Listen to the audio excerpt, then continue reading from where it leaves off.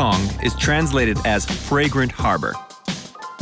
And among the set of odors, which are driven and tossed by the wind over the Bay of Victoria, the fine aromas of cookery take an honorary place.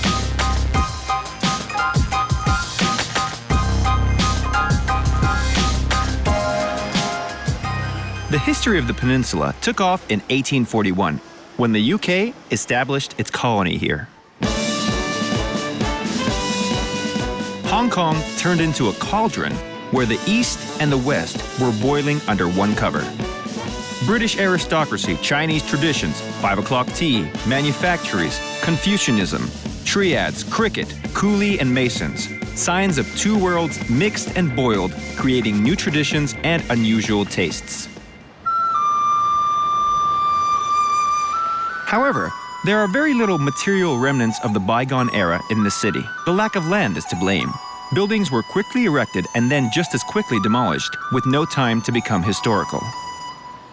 There's no historical center, dilapidated mansions and neighborhoods where time has stopped. But the history of this town, can be felt if one watches and listens carefully, and what's most important, grabs a bite in the right places.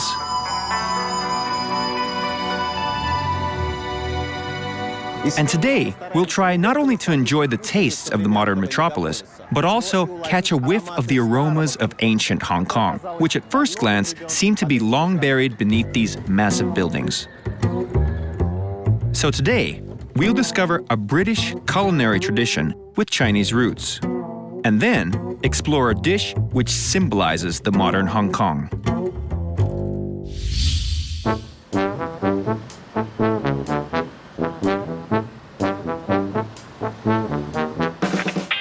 Hong Kong's cityscape is wonderfully fascinating. There's something new and often unexpected behind every turn. In some neighborhoods, people are transported between skyscrapers by means of a travelator. From these heights, one can easily observe the city's quarters and peek into the inhabitants' windows.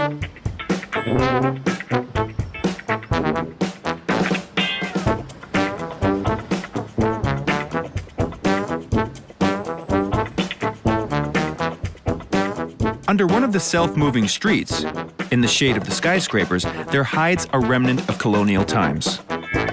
Lang Kong Guin, Garden of Fragrant Orchids. It may seem like a regular eatery, but in reality, it's a miraculously preserved part of old Hong Kong, where a most interesting culinary tradition was born. The British, who established the city, have remained faithful to customs and traditions, among which is the famous 5 o'clock tea, which should be drunk with milk. Gradually, this fashion for 5 o'clock tea spread among the high-ranked Chinese. It's known that the habits of the elite often have a special appeal among the common folk. That's how, at the start of the last century, the idea of the 5 o'clock for the poor came to mind to the owner of the Orchid Garden at Gage Street. The first portions of tea were sieved through silk stockings. The method caught on, and the drink received the name silk stocking tea. Another difference from the regular saloon treats, instead of regular milk, condensed milk was used. This made it more fattening, which was important for the first tasters, the coolies, meaning loaders that worked in the port and shuttled through the Gate Street with heavy loads. The interest in silk stocking tea quickly spread throughout Hong Kong, in all ranks of society.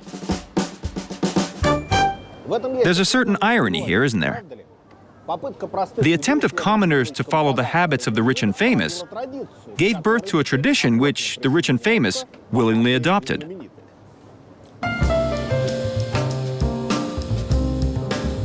Famous actors, politicians, and musicians drop in here. Turning into a tourist attraction, the tea room didn't change at all. Here, just as before, you can help yourself to an inexpensive but tasty and high-calorie drink, while calmly observing the street life, even if it is a minor risk to one's health.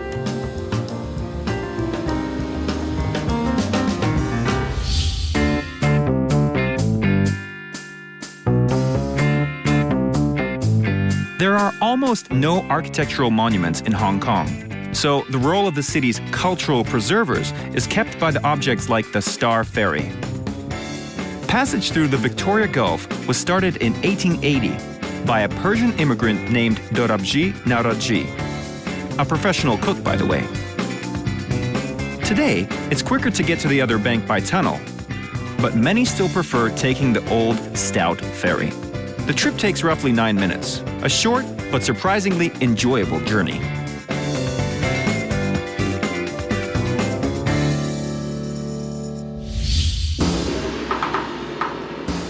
Hong Kong's most traditional dish with deep Chinese roots is perhaps the dim sum.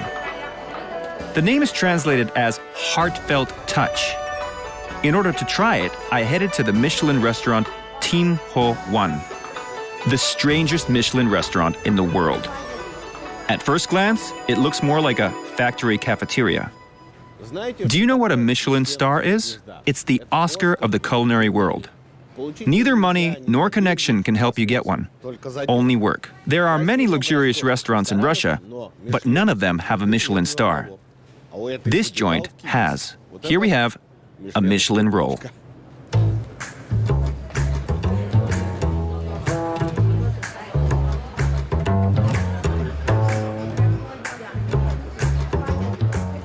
People come here not for the luxurious interior, of which there is none, and not for the top-notch service, which the place also lacks. Customers are attracted by, surprise, surprise, the food, and first of all, the specialty dim sums.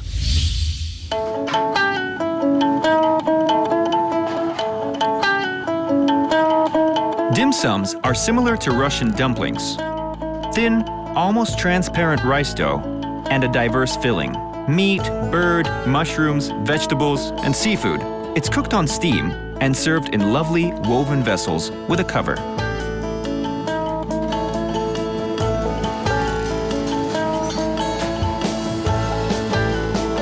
Main chef Mac Pui is running about the kitchen.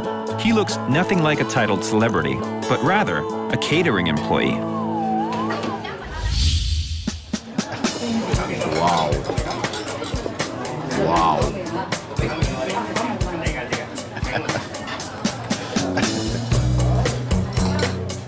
Tell me, what is cooking for you? I was expecting a philosophical answer because such a place presumes a certain worldview. First, it was a skill, then a creative process. But I hope to reach a level when my cooking becomes an art. Tell me, what did you feel when you received the Michelin star? True happiness. I'm glad that my cooking was appreciated by someone other than my clients. It's not haughtiness. I'm simply very proud. My favorite method of interviewing is at the table. Your vis-a-vis is busy talking, and you get all the food. The ABCs of journalism. Now my restaurant gained fame, and I, the knowledge that I'm moving in the right direction. A little more, and we'd have founded the teachings of Dao Dim Sum. Do you know how the dim sum differs from the Russian dumpling? Russian dumplings are good altogether, but the dim sum, each one is unique. I see you have large volumes. How do you keep up the quality? The proper staff is most important. Not just good specialists, but fellow thinkers. And of course, I constantly control everything that happens in the kitchen. Actually, these people had a choice: to buy a hot dog in the street or have lunch in a Michelin restaurant. It cost about the same. Tell me, what is the philosophy of dim sum? Dim sum started out as a cheap food, a way to fill the stomach. But now, everything has changed. Now, this food has learned to be graceful. It's loved by all. For us, dim sum is a reason to get together with friends and enjoy a meal. The dish connects people, makes them happier. That's what I work for. Thank you very much. You see, Hong Kong is a town where it's easy for simple folk like me and you to become happy.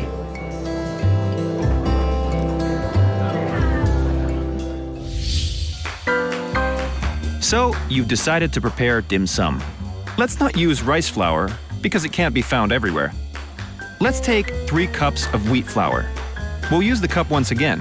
Fill 3/4 with hot water and pour in the flour, adding 1½ teaspoons of vegetable oil. Thoughtfully mix the dough. Then roll out the base, circles of thin dough 5 centimeters in diameter. Take a minute to admire the perfect circles and start with the filling. Finely cut 450 grams of peeled shrimp and 120 grams of bamboo shoots. What did you expect? The dish is quite exotic, though it is related to our very own homemade Russian dumplings. So, mix the shrimp and bamboo with 4 tablespoons of water. Add 1½ spoons of sugar, 2 spoons of soy sauce, 2 spoons of rice wine, and sprinkle with black pepper. Knead the filling with 1½ glasses of corn flour. Now, put out the mince on our dough circles in the amount that your common sense and sanity allow you to. Then, clip the edges. Prepare the dim sums in the steamer over high heat for 5 to 7 minutes. And remember, enjoying this delicacy in good company is a must.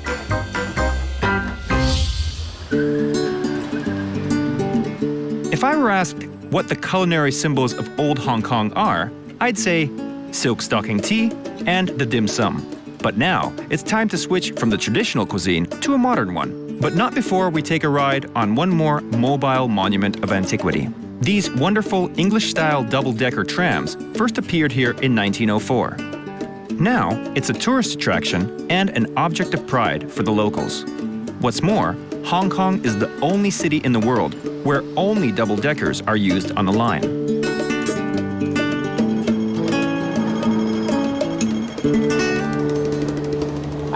They're so small and cute. It's like you can crumble up some bread and they'll come a-running. At the same time, riveted iron and ship steering wheels. Simply turn on the steam engine and back to the 19th century. Let's take a ride.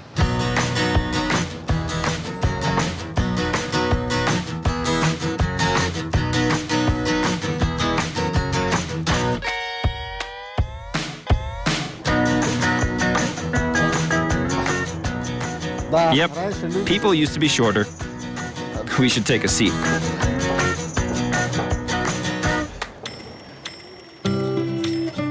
The upper deck, rattling, rolls above the neighborhoods. It's one of the nicest ways to become acquainted with the city. Trams boldly scurry across the boulevards and skillfully squeeze into the most narrow of off-streets. Endless grocery stores. It seemed to me that the inhabitants of Hong Kong have 2 main passions, eating and shopping, and if you put them together,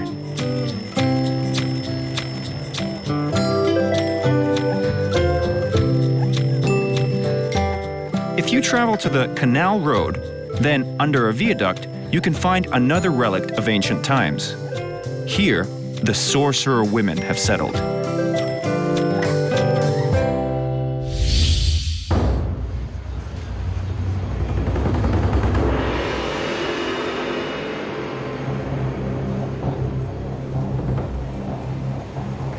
What do? Some tell your fortune, some return sobered-up husbands back to their families, some professionally curse. This business is considered quite respectable. The art of anathema is on the list of cultural ancestry of Hong Kong. This ritual is called villain biting, or hitting the enemy. The main part of the sacrament is hitting a symbolic image or photograph of your enemy with the bottom of a shoe. The target can be individuals as well as whole groups of people. This, by the way, is a Hong Kong donut, just like a normal donut, but not round and without a hole. And what about the curses? I have no enemies, so I need no professional help. Though, you know, I was once served a steak in a cafe that for 2 days I... How much? Sorry, how much?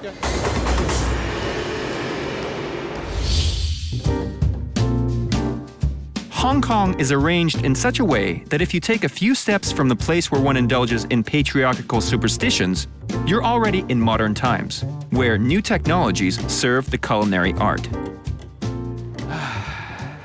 A warm day. Why not have a little ice cream? Hello? Hello? I'd like ice cream. our treat. You've never tried one like ours. Okay. Is it Cold enough? The coldest in the world. Come in, I'll show you. All right. How much? Okay, but what is it? This is smell liquid like- nitrogen, and this is water. Really? Liquid? Nitrogen. It's dangerous. No, you can actually try it. Put it on your hand. Look at this. Try. No, try, no, go, no, go. no, no. Нет. Go on. Oh no. It's not dangerous. Go on. Go on, try it, try it. It's okay. See? It's steamy. Да она замерзла. It's frozen. Can't you see? Oh no. All right. Really, not as terrifying as it seemed. Спасибо. Thanks a lot. Yeah. So, and what's next? First of all, we need our ice cream paste. Okay. Today's flavor is crunchy sea salt gelato with caramel sauce. Oh, sounds So good. this is a sea salt gelato.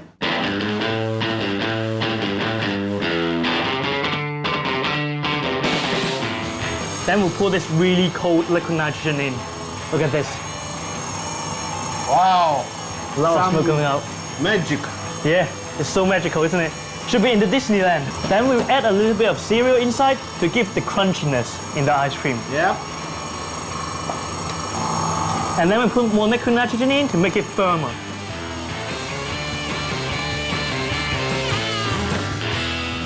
Yeah, and we're gonna put caramel sauce at the middle of the ice cream and on top. Okay.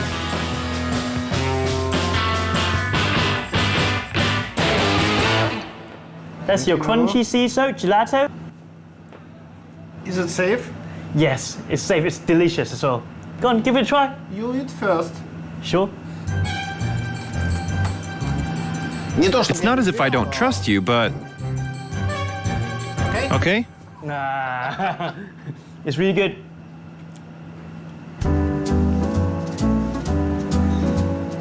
Yeah. Perfect. Мороженое Really good ice cream indeed. хорошее. You know, Знаете, оно it's even a bit salty. даже солоноватое. Не. Видимо, And вот apparently, такому thanks to that special production process, it turned out crunchy. It's got a slight but genuine crunching feeling on the teeth. Very nice. Very tasty. Vincent, а вы не are you going to make собираетесь ice cream out of, I don't know, sulfuric acid or alkali? Я готов If so, I'm ready to try. If we do, we'll definitely give you a call. You'll be our first customers. попробовать. Окей. Буду I'll be waiting. терпением. And so we continue our search for the most vivid culinary experience of a modern city that's eager to be first in everything. Hong Kong's most fashionable cook is Alvin Leung, possessor of 3 Michelin stars, a man with the look and habits of a rock star. He invented the concept of extreme Chinese cuisine, which is now appreciated by food lovers all over the world.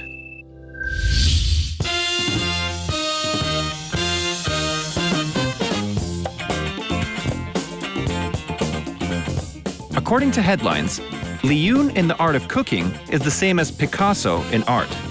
A new view and a modern interpretation of the culinary art. Interesting. I must say, I've never tried tasting Picasso. Unlike dim sum master Mac Pui, Alvin never rushes through smoking ovens. He is a Michelin patrician, a concept creator, so to say. This means less food and more talking.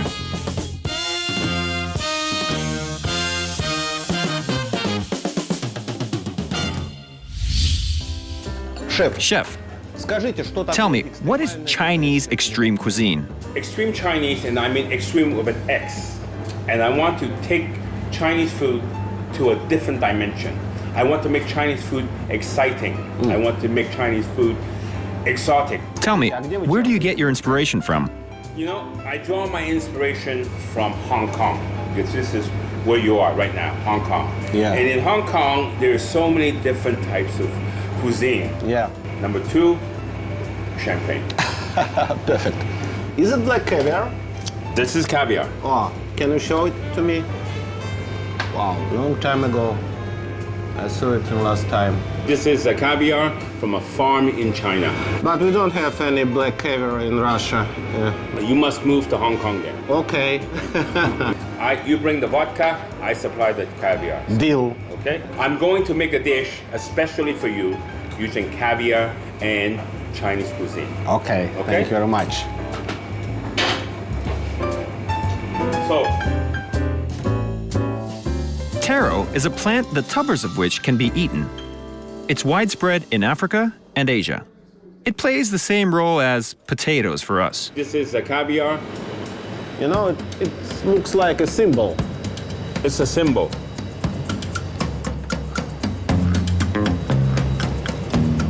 Because in China, we love money and gold. I can't believe my eyes. It looks like I'll be eating black caviar flavored with gold. So we have bird's nest and we have There's no doubt we're dealing with high-end cuisine. Remember the slogan? High-end cuisine, for those who aren't hungry. To tell you the truth, I don't even know what to do with this dish. Either eat it or put it in a bank with a good interest rate. Chef, let's imagine it's the last day on Earth. What dish would you prepare for your best friend? I would not waste my time cooking. You know? I would rather spend the 5 hours drinking to them. Drinking. So we can Unlike Mac Pui, Alvin doesn't like philosophy. Jokes aside, it seemed interesting that two famous cooks have such different worldviews which totally reflect their approach to the art of cooking. One strictly follows traditions, trying to obtain perfection. Another boldly breaks the rules and bets on improvisation. So let's admire the smoked quail eggs flavored with black caviar and edible golden foil. I imagine such a dish is worthy of selling in a jewelry shop or putting on with an evening gown. You know, it's not so easy to decide. After all, it is nearly 2 of my salaries.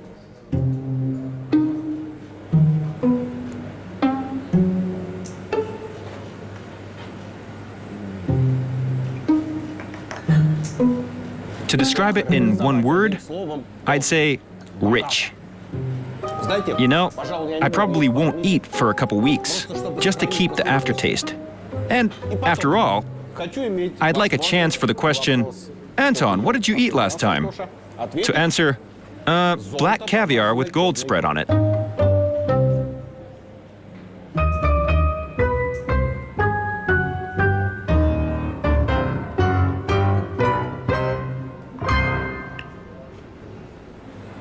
Now I have the full right to say that in this life, I've tried everything, even gold. You may ask, what does this precious metal taste like? Well, cools the tongue a little, especially if you remember that 100 grams of this product cost $2,000. It's the most expensive dish in the world, if we don't take into account exceptionally rare truffles. So, no extras here.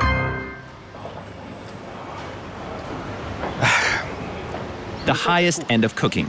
You're never full. Hong Kong is a cave of treasures for those in search of interesting food. Findings and experiences await behind each turn. We uncovered 2 opposite poles of local cuisine, patriarchal and experimental. But between them are thousands of shades where culinary improvisations are mixed in one cauldron with the traditions from all over the world. This is how a young city with ancient customs lives on the bank of the Victoria Gulf.